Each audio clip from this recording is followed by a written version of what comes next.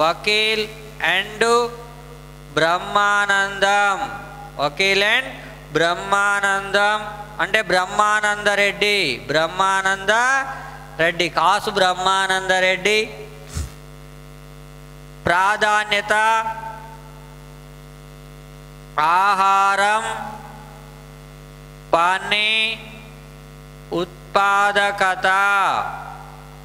Food, work, productivity, ఆహారం, పని, ఉత్పాదకతకు ప్రాధాన్యత ఇస్తూ 7వ పంచవర్ష ప్రణాళికని రూపొందించడం జరిగింది. ఈ ప్రణాళిక కాలంలో శక్తికి 28.1% నిధులను అధికంగా కేటాయించడం జరిగింది.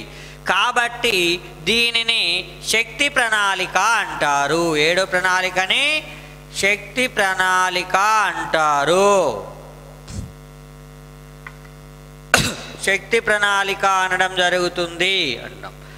చూడండి, 2వ పంచవర్ష ప్రణాళికనేమో బోల్డ్ ప్లాన్, ధైర్యంతో కూడిన ప్రణాళిక అన్నాం. 5వ పంచవర్ష ప్రణాళికనేమో పేదరిక నిర్మూలన ప్రణాళిక అన్నాం. 6వ పంచవర్ష ప్రణాళికనేమో నిరుద్యోగ నిర్మూలన ప్రణాళిక అన్నాం. 7వ పంచవర్ష ప్రణాళికనేమో శక్తి ప్రణాళిక అనడం జరుగుతుంది. మరి ఈ ప్రణాళిక కాలంలో జీడిపిలో వృద్ధి రేటు లక్ష్యం 5%, సాధించినది 6%. ఇది కూడా విజయవంతమైన ప్రణాళిక. మరి ఈ ప్రణాళిక కాలంలో చూస్తే 1986 సంవత్సరంలో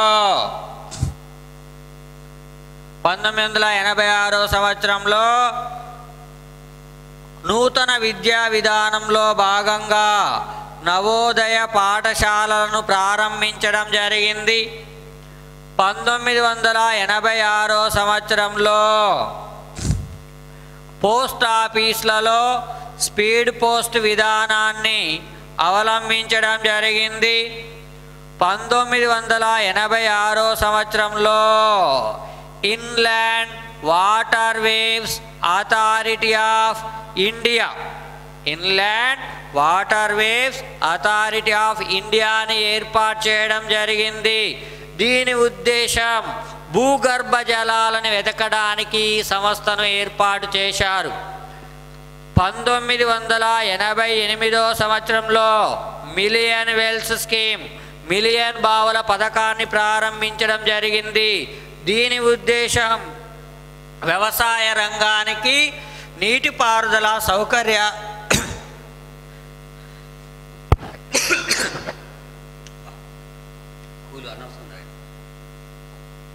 ఓకే 1988లో మిలియన్ వెల్స్ స్కీమ్ని ప్రారంభించడం జరిగింది. దీని ఉద్దేశం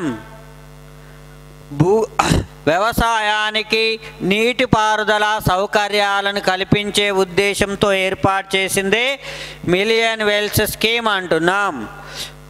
1989 సంవత్సరంలో జేఆర్వై జవహర్ రోజ్గార్ యోజన కార్యక్రమాన్ని ప్రారంభించారు. ఇక్కడ చూడండి, ఎన్ఆర్ఈపి ఎప్పుడు 1980లో ప్రారంభించారు. ఆర్ఎల్ఈజీపీ ఎప్పుడు 1983లో ప్రారంభించారు. ఎన్ఆర్ఈపి ముఖ్య ఉద్దేశం ఏంది? గ్రామీణ ప్రాంతాలలోని పేదవారికి ఉపాధిని కల్పించడం. ఆర్ఎల్ఈజీపీ ముఖ్య ఉద్దేశం ఏంది? గ్రామీణ ప్రాంతాలలోని భూమి లేని పేద ప్రజలకు ఉపాధిని కల్పించడం. కాబట్టి భూమి లేనోడే పేదోడు, పేదోనికే భూమి ఉండదు. కాబట్టి ఈ రెండు సిద్ధాంతాలు, ఈ రెండు పథకాల ఉద్దేశాలు ఒకే విధంగా ఉండడం వలన ఈ రెండు పథకాలను కలిపి జేఆర్వై జవహర్ రోజ్గార్ యోజనగా ఏర్పాటు చేయడం జరిగింది. దీని ఉద్దేశం గ్రామీణ ప్రాంతాలలోని పేదవారికి ఉపాధిని కల్పించే ఉద్దేశంతో జేఆర్వై కార్యక్రమాన్ని ప్రారంభించడం జరిగింది. 1989లో ఎన్ఆర్వై నెహ్రూ రోజ్గార్ యోజన కార్యక్రమాన్ని ప్రారంభించారు. దీని ఉద్దేశం పట్టణ ప్రాంతాలలో పేదవారికి ఉపాధిని కల్పించే ఉద్దేశంతో ఏర్పాటు చేసిన పథకమే నెహ్రూ రోజ్గార్ యోజన. జేఆర్వై ఏమో గ్రామీణ ప్రాంతాలలోని పేద ప్రజలకు ఉపాధిని కల్పించడం, ఎన్ఆర్వై ఏమో పట్టణ ప్రాంతాలలోని పేదవారికి ఉపాధిని కల్పించే ఉద్దేశంతో ఏర్పాటు చేసిన పథకమే ఎన్ఆర్వై నెహ్రూ రోజ్గార్ యోజన అంటున్నాం. మరి ప్రణాళికా కాలం వరకు చూడండి, ఈ ప్రణాళికా కాలం వరకు కేంద్రీకృత ప్రణాళికలను అమలు చేయడం జరిగింది. ఈ ప్రణాళికా కాలం వరకు నిర్దేశాత్మక ప్రణాళికలను అమలు చేయడం జరిగింది. కేంద్రీకృత ప్రణాళికలను అమలు చేశారు, నిర్దేశాత్మక ప్రణాళికలను కూడా 7వ పంచవర్ష ప్రణాళికా కాలం వరకు అమలు చేయడం జరిగింది. ఇప్పుడు వార్షిక ప్రణాళికలు.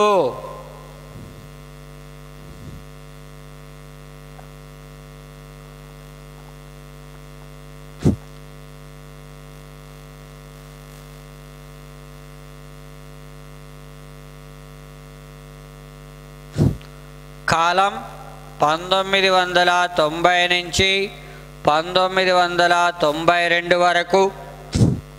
మరి ఈ కాలంలో వార్షిక ప్రణాళికలను అమలు చేయడానికి గల కారణం రాజకీయ అస్థిరత. దేశాన్ని పరిపాలించడానికి రాజకీయ నాయకులు లేరు. ఈ ప్రణాళికా కాలంలో విపి సింగ్, చంద్రశేఖర్, పివి నరసింహారావు గారు ప్రధానమంత్రులుగా మారారు. ఇక్కడ చూడండి, వెంటనే ప్రధానమంత్రులు మారారు కాబట్టి ఇక్కడ క్వశ్చన్ ఎలా అడుగుతున్నాడు అంటే విపి సింగ్ తర్వాత వచ్చే ప్రధానమంత్రి ఎవరు? చంద్రశేఖర్ తర్వాత వచ్చిన ప్రధానమంత్రి ఎవరు?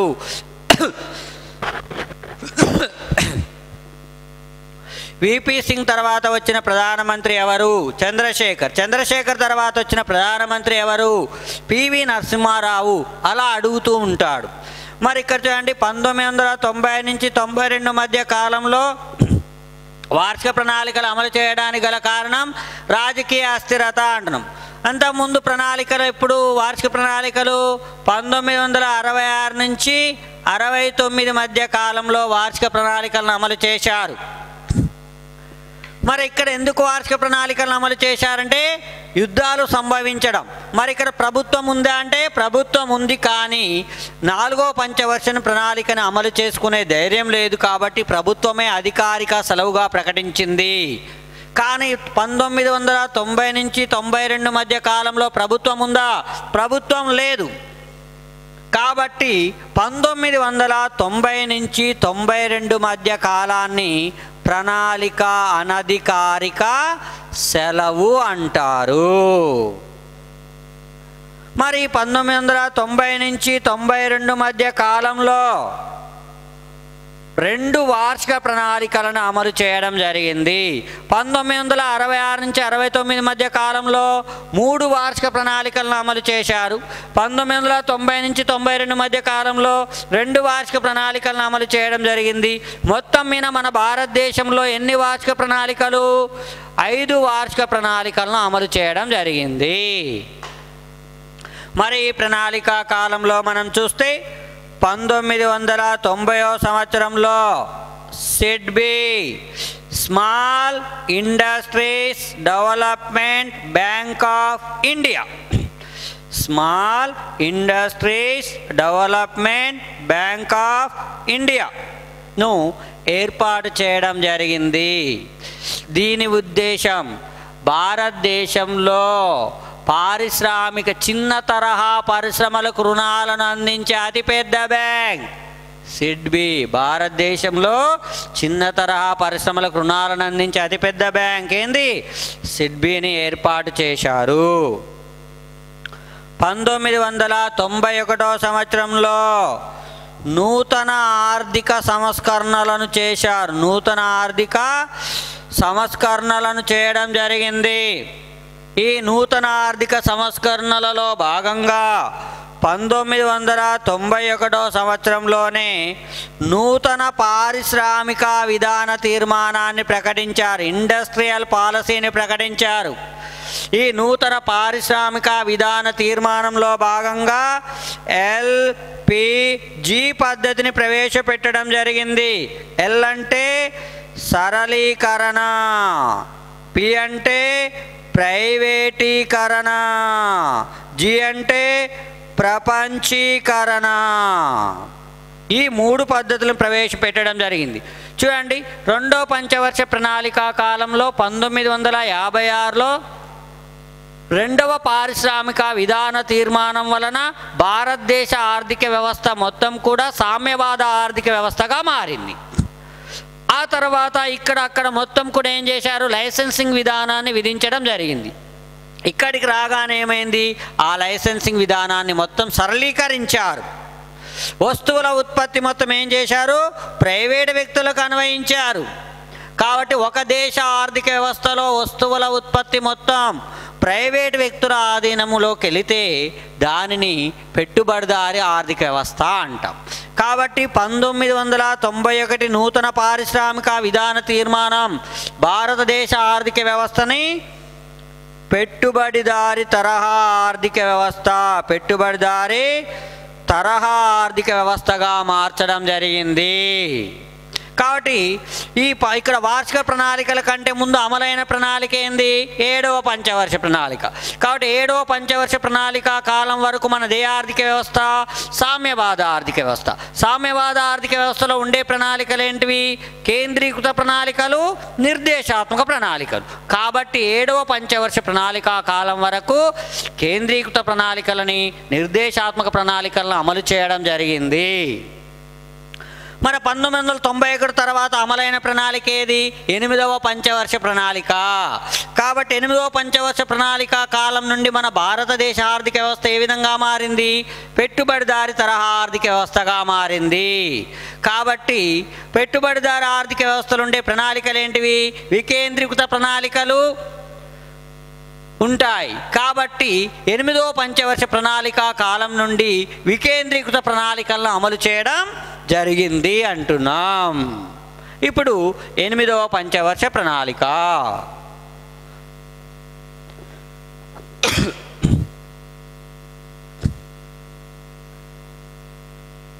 8th ప్లాన్ కాలం 1992 నుంచి 97 వరకు అధ్యక్షుడు పివి నరసింహారావు, ఉపాధ్యక్షుడు ప్రణబ్ ముఖర్జీ. నమూనా ఎల్పిజి నమూనా, ఎల్పిజి నమూనా. దీనిని ఏమంటారు, రావు సింగు నమూనా అంటారు. ఏమంటారు, రావు సింగు నమూనా. అంటే పివి నరసింహారావు, మన్మోహన్ సింగ్లు కలిసి ఎల్పిజి అనే పద్ధతిని ప్రవేశపెట్టారు. కాబట్టి దీనినే రావు సింగు నమూనా అనడం జరుగుతుంది. మరి 8వ పంచవర్ష ప్రణాళిక కాలంలో జీడిపిలో వృద్ధి రేటు లక్ష్యం 5.6%, సాధించినది 6.8%. ఇది విజయవంతమైన ప్రణాళిక. విజయవంతమైన ప్రణాళికలను ఒకసారి మనం పరిశీలిస్తే 1వ పంచవర్ష ప్రణాళిక, 5వ పంచవర్ష ప్రణాళిక, 6వ పంచవర్ష ప్రణాళిక, 7వ పంచవర్ష ప్రణాళిక, 8వ పంచవర్ష ప్రణాళిక. 5వ పంచవర్ష ప్రణాళిక వృద్ధి రేటు లక్ష్యం 2.1, సాధించింది 3.6, అదనంగా 1.5. 5వ పంచవర్ష ప్రణాళిక వృద్ధి రేటు లక్ష్యం 4.4, సాధించింది 4.8, తేడా 0.4. 6వ పంచవర్ష ప్రణాళిక వృద్ధి రేటు లక్ష్యం 5.2, సాధించింది 5.7, తేడా 0.5. 7వ పంచవర్ష ప్రణాళిక వృద్ధి రేటు లక్ష్యం 5, సాధించింది 6, తేడా 1. 8వ పంచవర్ష ప్రణాళిక వృద్ధి రేటు లక్ష్యం 5.6 సాధించింది 6.8, తేడా 1.2. మరి ఈ ప్రణాళికలో వేరియేషన్ తీసుకొస్తే ఆరోహణ క్రమమన్నా అవరోహణ క్రమం అన్నా పైనుంచి క్రింది కన్నా కింది నుంచి పైకన్నా ఇక్కడ మన క్లారిటీ అనేది వస్తుంది. కాబట్టి భారతదేశంలో విజయవంతమైన ప్రణాళిక ఏది అంటే పైవన్నీ విజయవంతమైనయే. అత్యంత విజయవంతమైన ప్రణాళిక ఏది? ఒకటోది అత్యంత విజయవంతమైనది ఏది? 1వ పంచవర్ష ప్రణాళిక.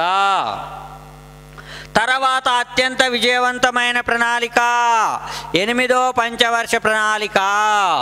తర్వాత అత్యంత విజయవంతమైంది 7వ ప్రణాళిక. తర్వాత అత్యంత విజయవంతమైంది 5వ ప్రణాళిక. తర్వాత అత్యంత విజయవంతమైంది 5వ ప్రణాళిక. మొట్టమొదటిది నెంబర్ 1 ఒకటే. తర్వాత విజయవంతమైన అత్యంత విజయవంతమైన అంటే కింది నుంచి రావాలి. 8, 7, 6, 5, 1 ఇవి అత్యంత విజయవంతమైన ప్రణాళికలు. ప్రాధాన్యత మానవ వనరుల అభివృద్ధి. మానవ వనరుల అభివృద్ధి అంటున్నాం. ఈ ప్రణాళిక కాలం నుండి భారతదేశ ఆర్థిక వ్యవస్థ పెట్టుబడిదారి తరహా ఆర్థిక వ్యవస్థగా మారింది. కాబట్టి పెట్టుబడిదారి తరహా ఆర్థిక వ్యవస్థలో ఉండే ప్రణాళికలు ఏంటివి? వికేంద్రీకృత ప్రణాళికలు ఉంటాయి. వికేంద్రీకృత ప్రణాళికలు ఉంటాయి. కాబట్టి 8వ పంచవర్ష ప్రణాళిక కాలం నుండి మనం వికేంద్రీకృత ప్రణాళికలను అమలు చేసుకున్నాము. వేటి స్థానంలో? కేంద్రీకృత ప్రణాళికల స్థానంలో వికేంద్రీకృత ప్రణాళికలను అమలు చేశారు. నిర్దేశాత్మక ప్రణాళికల స్థానంలో సూచనాత్మక ప్రణాళికలను అమలు చేయడం జరిగింది మన భారతదేశంలో. మరి ఈ ప్రణాళిక కాలంలో మనం చూసినట్లయితే 1992 సంవత్సరంలో సిత్రా అంటే supply of improved tool kits for rural artisans. Supply of improved tool kits for rural ఆర్టిజన్స్ని ప్రారంభించడం జరిగింది. దీని ఉద్దేశం గ్రామీణ ప్రాంతాలలోని చేతి వృత్తుల వారికి ఆధునిక వస్తువులను అందించే ఉద్దేశంతో ఏర్పాటు చేసిందే సిత్రా అంటున్నాం. తర్వాత 1993 సంవత్సరంలో సమగ్ర ఆవాస్ యోజన కార్యక్రమాన్ని ప్రారంభించడం జరిగింది. దీని ఉద్దేశం గ్రామీణ ప్రాంతంలోని పేద ప్రజలకు పక్కా ఇళ్లను నిర్మించే ఉద్దేశంతో సమగ్ర ఆవాస్ యోజన కార్యక్రమాన్ని ప్రారంభించారు. 1993 సంవత్సరంలో మహిళా సమృద్ధి యోజన కార్యక్రమాన్ని ప్రారంభించడం జరిగింది. 1993 సంవత్సరంలో SEUY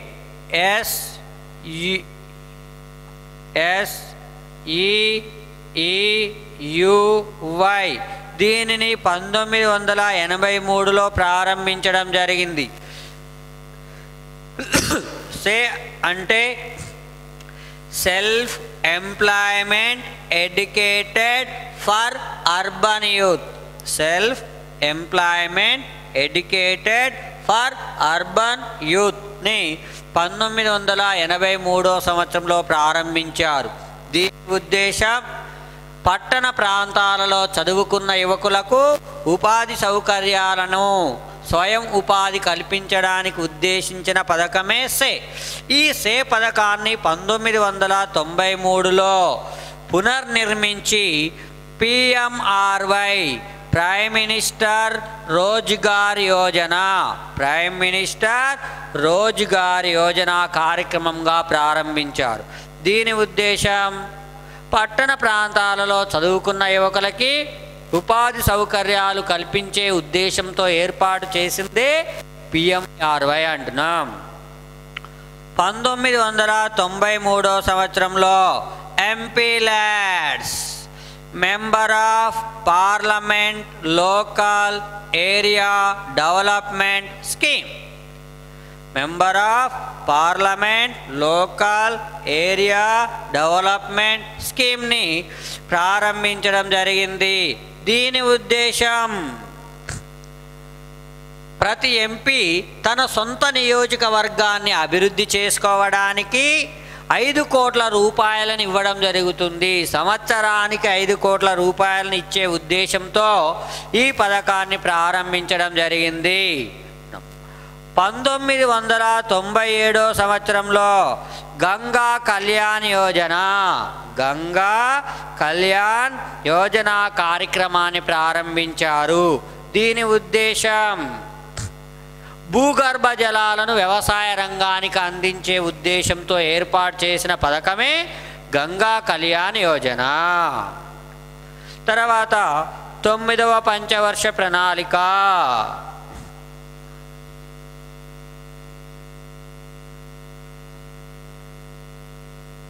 నైన్త్ ప్లాన్ కాలం 1997 నుంచి 2002 వరకు. మరి ప్రణాళికా కాలం నుంచి నమూనాలు అంటే ఏమి లేవు, మనోళ్ళు రాసుకుంటూ వెళ్ళడం జరిగింది. 9వ ప్రణాళికా కాలంలో ప్రాధాన్యత ప్రాంతీయ సమానాభివృద్ధి మరియు ఆర్థిక స్వావలంబన, పేదరిక నిర్మూలన, ద్రవ్యోల్బణాన్ని తగ్గించడం, ద్రవ్యోల్బణాన్ని తగ్గించే లక్ష్యాలతో 9వ పంచవర్ష ప్రణాళికని రూపొందించడం జరిగింది. మరి ఈ ప్రణాళికా కాలంలో GDPలో వృద్ధి రేటు లక్ష్యం 6.5%, సాధించింది 5.4%. ఇది కూడా విఫలమైన ప్రణాళిక. ఇప్పుడు విఫలమైన ప్రణాళికల్ని మనం పరిశీలిద్దాం. 2, 3, 4, 9, 10, 11. పై 3 విఫలమైనవి, కింది 3 విఫలమైనయే. రెండో ప్రణాళిక వృద్ధి రేటు లక్ష్యం 4.5, సాధించింది 4.3, 2 తేడా 0.2. మూడో పంచవర్ష ప్రణాళిక 5.6, సాధించింది 2.8, తేడా 2.8. నాలుగో పంచవర్ష ప్రణాళిక వృద్ధి రేటు లక్ష్యం 5.7, సాధించింది 3.3, తేడా 2.4. తొమ్మిదో పంచవర్ష ప్రణాళిక వృద్ధి రేటు లక్ష్యం 6.5, సాధించింది 5.4, తేడా 1.1. పదో పంచవర్ష ప్రణాళిక వృద్ధి రేటు లక్ష్యం 9%, సాధించింది 8%, 1.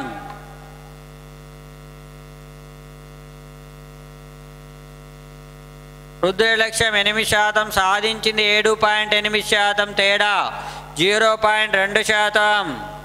11వ పంచవర్ష ప్రణాళిక వృద్ధి రేటు లక్ష్యం 9%, సాధించింది 8%, తేడా 1. ఈ క్రింది వానిలో విఫలమైన ప్రణాళికలేవి? పైవన్నీ. అత్యంత విఫలమైన ప్రణాళిక మూడో పంచవర్ష ప్రణాళిక, తర్వాత నాలుగో పంచవర్ష ప్రణాళిక, తర్వాత 9వ పంచవర్ష ప్రణాళిక. విఫలమైన ప్రణాళికలు ఏంటివి? పై 3 విఫలమైనవి, కింది 3 విఫలమైనవి. పై 3 ఏంటేంటివి? 2, 3, 4. కింది 3 ఏంటేంటివి? 9, 10, 11. అత్యంత విఫలమైన ఏంటి? మధ్య 3, మధ్య 3 ఏంటేంటివి 3, 4, 9 అన్నీ 3 కోడ్లు. అలా అత్యంత విఫలమైన ప్రణాళికలు అంటున్నాం. మరి ఈ ప్రణాళిక కాలం నుండి మన భారతదేశంలో దీర్ఘకాలిక ప్రణాళికలను అమలు చేయడం ప్రారంభించారు. దీర్ఘకాలిక ప్రణాళిక అంటే 10 సంవత్సరాల పైబడిన లక్ష్యాలతో రూపొందించే ప్రణాళికలనే దీర్ఘకాలిక ప్రణాళికలు అంటున్నాం. కాబట్టి ప్రణాళిక కాలంలో దీర్ఘకాలిక ప్రణాళికల్ని అమలుపరచడం జరిగింది అంటున్నాం. మరి ప్రణాళిక కాలంలో మనం చూసినట్లయితే 1999 సంవత్సరంలో SJGSY లేదా SGSY స్వర్ణ జయంతి గ్రామ్ స్వరోజ్గార్ యోజన కార్యక్రమాన్ని ప్రారంభించడం జరిగింది. చూద్దాం ఇప్పుడు. చూడండి,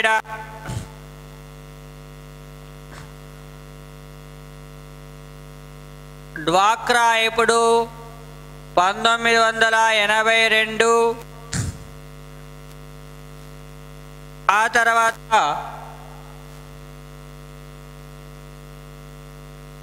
మిలియన్ వెల్స్ స్కీమ్ ఎప్పుడు 1988, సిత్రా ఎప్పుడు 1990, గంగా కళ్యాణ్ యోజన ఎప్పుడు 1997. ఈ పథకాలనన్నీ విలీనం చేసి 1999 సంవత్సరంలో స్వర్ణ జయంతి గ్రామ్ స్వరోజ్గార్ యోజనగా ఏర్పాటు చేయడం జరిగింది. స్వర్ణ జయంతి గ్రామ్ స్వరోజ్గార్ యోజనగా ఏర్పాటు చేశారు. దీని ఉద్దేశం గ్రామీణ ప్రాంతాలలోని పేద ప్రజలకు ఉపాధిని కల్పించే ఉద్దేశంతో ఏర్పాటు చేసిన పథకమే స్వర్ణ జయంతి గ్రామ్ స్వరోజ్గార్ యోజన. మరి 2000 సంవత్సరంలో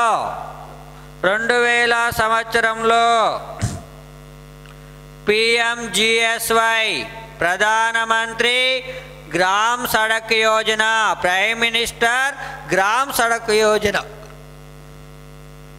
prime minister gram Sadak Yojana కార్యక్రమాన్ని ప్రారంభించడం జరిగింది. దీని ఉద్దేశం గ్రామీణ ప్రాంతాలలోని రోడ్లను నిర్మించే ఉద్దేశంతో ఏర్పాటు చేసింది PMGSY. 2000 సంవత్సరంలో PMGY prime minister Gramodaya Yojana, prime minister Gramodaya Yojana కార్యక్రమాన్ని ప్రారంభించడం జరిగింది.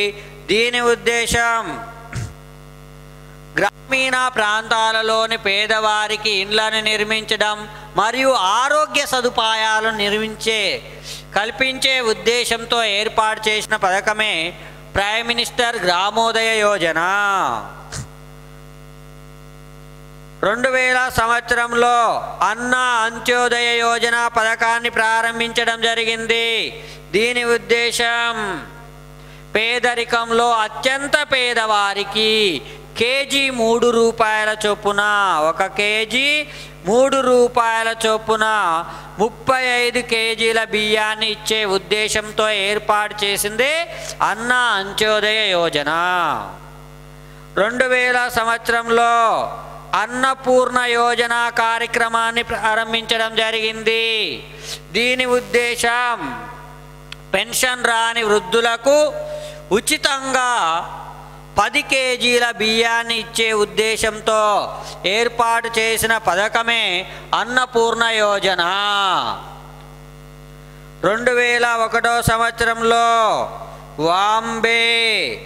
వాల్మీకి అంబేద్కర్ ఆవాస్ యోజన, వాల్మీకి అంబేద్కర్ ఆవాస్ యోజన కార్యక్రమాన్ని ప్రారంభించారు.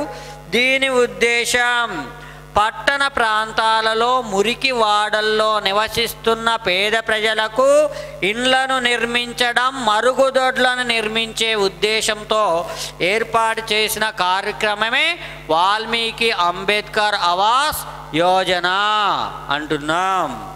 ఇవి 9వ పంచవర్ష ప్రణాళిక.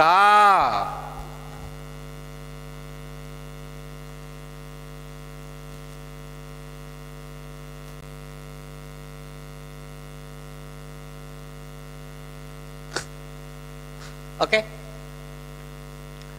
10వ పంచవర్ష ప్రణాళిక కాలం 2002 నుండి 2007 వరకు.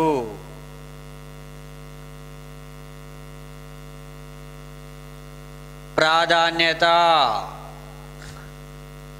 సమీకృత గ్రామీణాభివృద్ధి, సమీకృత గ్రామీణాభివృద్ధి, ప్రాంతీయ సమానాభివృద్ధి, స్థిరత్వంతో కూడిన వృద్ధి, స్థిరత్వంతో కూడిన వృద్ధి. మరి ఈ ప్రణాళిక కాలంలో జీడిపిలో వృద్ధి రేటు లక్ష్యం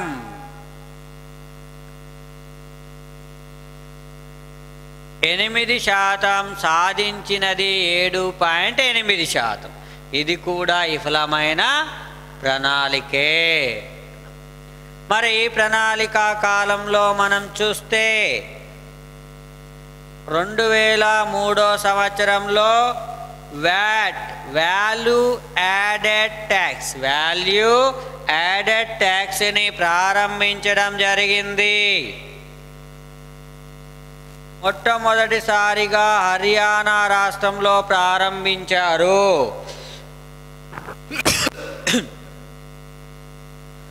2004 సంవత్సరంలో అబ్దుల్ కలాం గారి అద్భుత సృష్టి పురా, providing urban amenities in rural areas, providing urban amenities in rural areas కార్యక్రమాన్ని ప్రారంభించడం జరిగింది. దీని ఉద్దేశం పట్టణ ప్రాంతాలలో ఏమైనా మౌలిక సదుపాయాలు ఉన్నాయో ఆ మౌలిక సదుపాయాలన్నింటినీ గ్రామీణ ప్రాంతాలలో కల్పించే ఉద్దేశంతో ఏర్పాటు చేసిందే PURA, providing urban amenities in rural areas అనే కార్యక్రమం. తర్వాత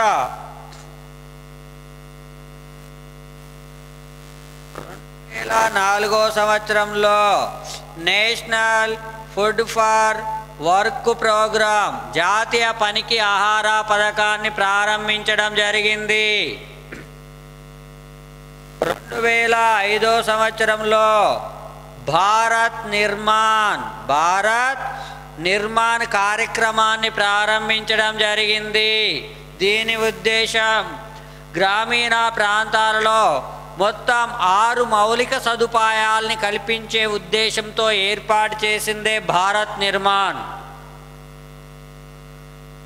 1 గ్రామీణ ప్రాంతాలలో ఇండ్లను నిర్మించడం, 2 గ్రామీణ ప్రాంతాలలో మరుగుదొడ్లను నిర్మించడం.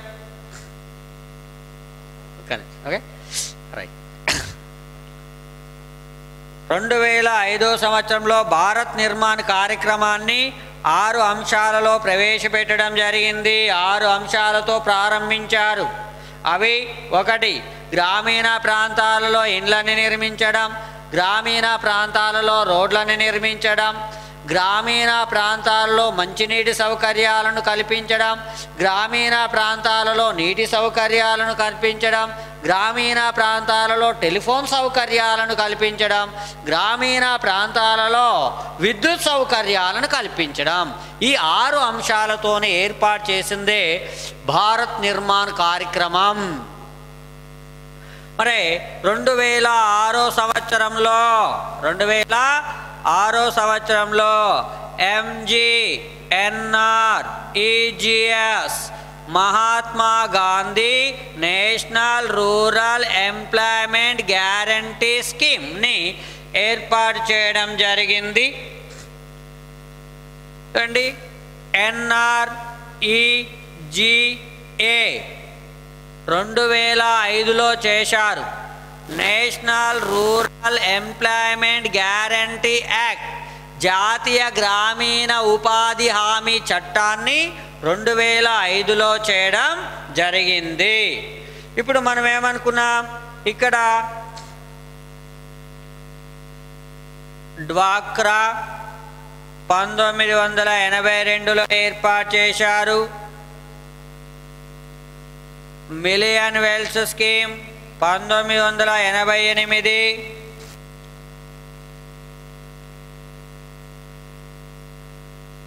సిత్రా 1992, యోజన 1997 ఏర్పాటు చేశారు. ఈ పథకాలనన్నీ కలిపి 1999లో స్వర్ణ జయంతి గ్రామ్ స్వరోజ్గార్ యోజనగా ఏర్పాటు చేయడం జరిగింది. తర్వాత జాతీయ పనికి ఆహార పథకం, నేషనల్ ఫుడ్ ఫర్ వర్క్ ప్రోగ్రామ్ని 2004 సంవత్సరంలో ప్రారంభించారు. ఈ రెండు పథకాలని విలీనం చేసి 2006లో NREGP, national rural employment guarantee programme 2006 ఫిబ్రవరి 2వ తారీఖున నేషనల్ రూరల్ ఎంప్లాయ్మెంట్ గ్యారంటీ ప్రోగ్రామ్గా ఏర్పాటు చేయడం జరిగింది. జాతీయ గ్రామీణ ఉపాధి హామీ పథకంగా ఏర్పాటు చేశారు. ఏ చట్టం ప్రకారం? జాతీయ గ్రామీణ ఉపాధి హామీ చట్టం 2005 ప్రకారం 2006 ఫిబ్రవరి 2న జాతీయ గ్రామీణ ఉపాధి హామీ పథకంగా ఏర్పాటు చేయడం జరిగింది. దీనికి 2009 అక్టోబర్ 2న MGNREGS 2009 అక్టోబర్ 2న Mahatma Gandhi national rural employment guarantee స్కీమ్గా పేరు మార్చడం జరిగింది. ఎప్పుడు? 2009 అక్టోబర్ 2న. అంటే MGNREGS పథకాన్ని ఏ సంవత్సరంలో ప్రారంభించారు?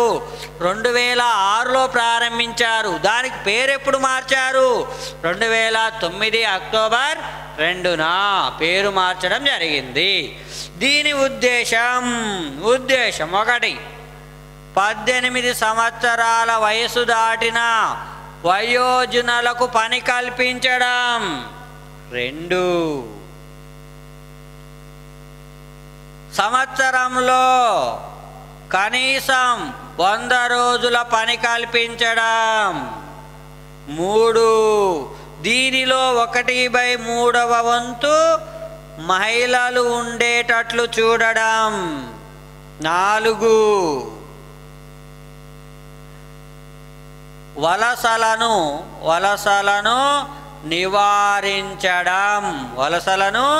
నివారించడం. దీనిలో చేసే పనులు: 1, చెరువులలో ముళ్ళ కంచెను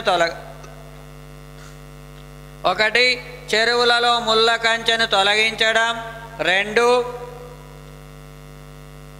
రహదారులను శుభ్రం చేయడం. 3, నీటి నిల్వ గుంటలను త్రవ్వడం. 4, SC/ST భూములను అభివృద్ధి చేయడం. ప్రస్తుతం తెలంగాణ, ఆంధ్రప్రదేశ్లో దీని ఒకరోజు వేతనం రేటు 207 రూపాయలు ఉండడం జరిగింది.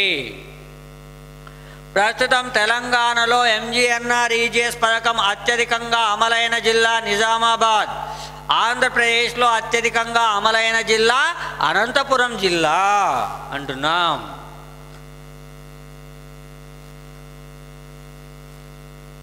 ఆ తర్వాత 11వ పంచవర్ష ప్రణాళిక, 11th ప్లాన్. కాలం 2007 నుండి 2012 వరకు. అధ్యక్షుడు మన్మోహన్ సింగ్, ఉపాధ్యక్షుడు మాంటేంగ్ సింగ్ అహులువాలియా,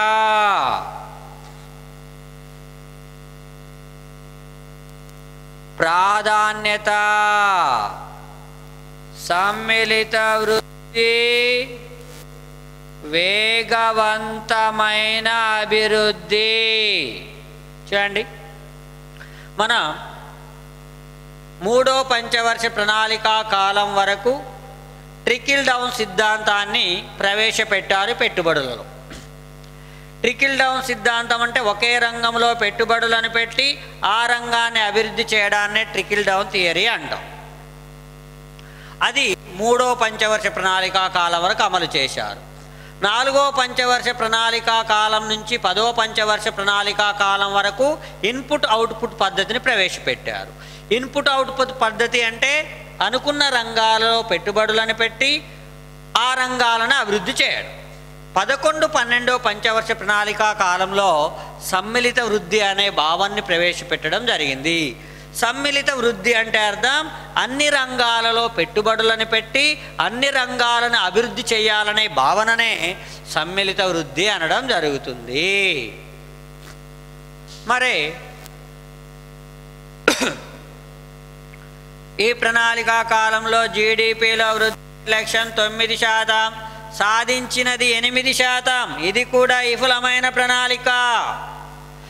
వ్యవసాయంలో వృద్ధి రేటు 4%, సాధించినది 3.6%. పారిశ్రామిక రంగంలో వృద్ధి రేటు లక్ష్యం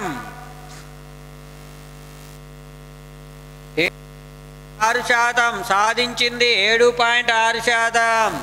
సేవా రంగంలో వృద్ధి రేటు లక్ష్యం 9.1%, సాధించింది 9.6%. ఇవి వృద్ధి రేటు లక్ష్యాలు అంటున్నాం. ఈ 11వ పంచవర్ష ప్రణాళికా కాలంలో 27 లక్ష్యాలను నిర్దేశించారు. 27 లక్ష్యాలను సాధించాలని నిర్ణయించారు. 27 లక్ష్యాలు అంటే ఈ లక్ష్యాలనే మానిటరబుల్ టార్గెట్స్ అంటారు. లక్ష్యాలను సాధించాలని నిర్ణయించడం జరిగింది. ఈ ప్రణాళికా కాలంలో 2007 సంవత్సరంలో రాష్ట్రీయ కృషి వికాస్ యోజన, రాష్ట్రీయ కృషి వికాస్ యోజన కార్యక్రమాన్ని ప్రారంభించారు. దీని ఉద్దేశం వ్యవసాయ రంగంలో 25,000 కోట్ల పెట్టుబడులను పెట్టి వ్యవసాయ రంగంలో 4% వృద్ధి రేటును సాధించాలనే లక్ష్యంతో కృషి వికాస్ యోజన కార్యక్రమాన్ని ప్రారంభించారు. 2007 సంవత్సరంలో ఆమ్ ఆద్మీ బీమా యోజన, ఆమ్ ఆద్మీ బీమా యోజన కార్యక్రమాన్ని ప్రారంభించడం జరిగింది. దీని ఉద్దేశం గ్రామీణ ప్రాంతాలలోని దేశంలో పేదవారికి సాధారణ అంగవైకల్యం అయితే 37,500 రూపాయలను, శాశ్వత అంగవైకల్యం అయితే 75,000 రూపాయలను, యాక్సిడెంటల్ సాధారణ మరణమైతే 35,000 రూపాయలను, యాక్సిడెంటల్ మరణమైతే 75,000 రూపాయలను ఇచ్చే ఉద్దేశంతో ఆమ్ ఆద్మీ బీమా యోజన కార్యక్రమాన్ని ప్రారంభించడం జరిగింది. 2007 సంవత్సరంలో ఉజ్వల పథకాన్ని ప్రారంభించడం జరిగింది. దీని ఉద్దేశం వ్యభిచారి వృత్తిలో ఉన్న మహిళలను సమాజంలో గౌరవంగా బతకడానికి ఆర్థిక సహాయం అందించే ఉద్దేశంతో ఏర్పాటు చేసింది ఉజ్వల పథకం. 2014 సంవత్సరంలో ఏర్పాటు చేసిన ఉజ్వల పథకమేమో ఉచిత గ్యాస్ కనెక్షన్ల కోసం ఏర్పాటు చేయడం జరిగింది. 2007 సంవత్సరంలో జాతీయ వృద్ధాప్య పెన్షన్ పథకం, జాతీయ వృద్ధాప్య పెన్షన్ పథకాన్ని ప్రారంభించడం జరిగింది.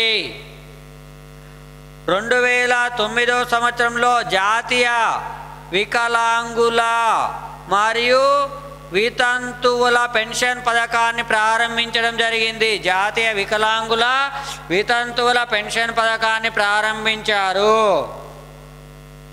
ఆ తర్వాత 2009 సంవత్సరంలో unique identification authority of India, unique identification authority of ఇండియాను నందన్ నిలేకని కమిటీ అధ్యక్షతన ఏర్పాటు చేశారు. ఇది భారతదేశంలో ప్రతి పౌరునికి 12 అంకెలతో కూడిన ఒక గుర్తింపు కార్డుని ఇవ్వడం జరుగుతుంది. ఆ తర్వాత 2009-10 బడ్జెట్లో స్వావలంబన్ పథకాన్ని ప్రారంభించారు. దీని ఉద్దేశం కేంద్ర ప్రభుత్వ కార్మికులు లేదా కేంద్ర ప్రభుత్వ ఉద్యోగులు తమ జీతంలో నుంచి కనీసం సంవత్సరానికి 1000 రూపాయలు, గరిష్టం సంవత్సరానికి 1200 రూపాయలు కేంద్ర ప్రభుత్వ ఖాతాలో జమ చేస్తే వారికి 65 సంవత్సరాలు నిండిన తర్వాత పెన్షన్ లభిస్తుంది. ఆ ఉద్దేశంతో స్వావలంబన్ కార్యక్రమాన్ని 2009 బడ్జెట్లో 9-10 బడ్జెట్లో ప్రారంభించడం జరిగింది.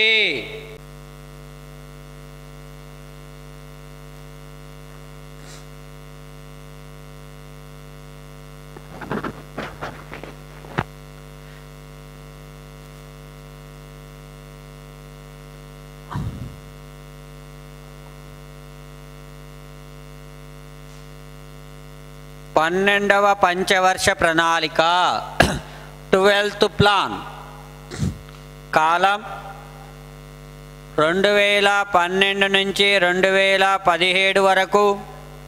అధ్యక్షుడు మన్మోహన్ సింగ్, ఉపాధ్యక్షుడు మాంటేంగ్ సింగ్ అహ్లూవాలియా.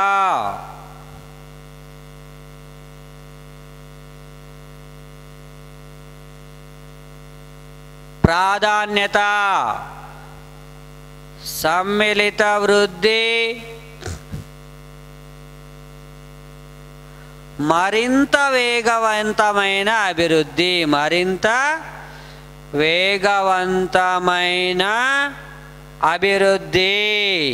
సమ్మిళిత వృద్ధి అంటే అన్ని రంగాలలో పెట్టుబడులను పెట్టడం. మరి 11వ పంచవర్ష ప్రణాళికలో 27 లక్ష్యాలను సాధించాలని నిర్ణయించడం జరిగింది. మరి 12వ పంచవర్ష ప్రణాళిక కాలంలో 25 లక్ష్యాలను సాధించాలని నిర్ణయించడం జరిగింది. మొత్తం 25 లక్ష్యాలను సాధించాలని నిర్ణయించారు. మరి ఈ 12వ పంచవర్ష ప్రణాళిక కాలంలో జీడిపిలో వృద్ధి రేటు లక్ష్యం 8%, ముందుగా 9% నిర్ణయించారు. ద్రవ్యోల్బణం 7% ఉండడం వలన 8.2% నిర్ణయించారు. ద్రవ్యోల్బణం ఇంకా తగ్గకపోవడం వలన చివరిగా 8% నిర్ణయించడం జరిగింది. వ్యవసాయ రంగం లేదా ప్రాథమిక రంగంలో వృద్ధి రేటు లక్ష్యం 4%, తృతీయ రంగంలో వృద్ధి రేటు లక్ష్యం 8.1%, తృతీయ రంగం సేవా రంగంలో వృద్ధి రేటు లక్ష్యం 9.1%, తయారీ రంగంలో మ్యానుఫ్యాక్చరింగ్ సెక్టార్లో వృద్ధి రేటు లక్ష్యం 12%గా నిర్ణయించడం జరిగింది. మరి ఈ ప్రణాళికా కాలంలో 27 లక్ష్యాలను సాధించాలని నిర్ణయించారు. దీని రిపోర్టులు ఇంకా రాలేదు, సాధించిన లక్ష్యాలు రావాల్సి ఉన్నది. ఇవి పంచవర్ష ప్రణాళికలు. ఈ కార్యక్రమాన్ని అక్షరం ఛానల్ ద్వారా సబ్స్క్రైబ్ చేసుకొని చూడగలరని కోరుచున్నాము.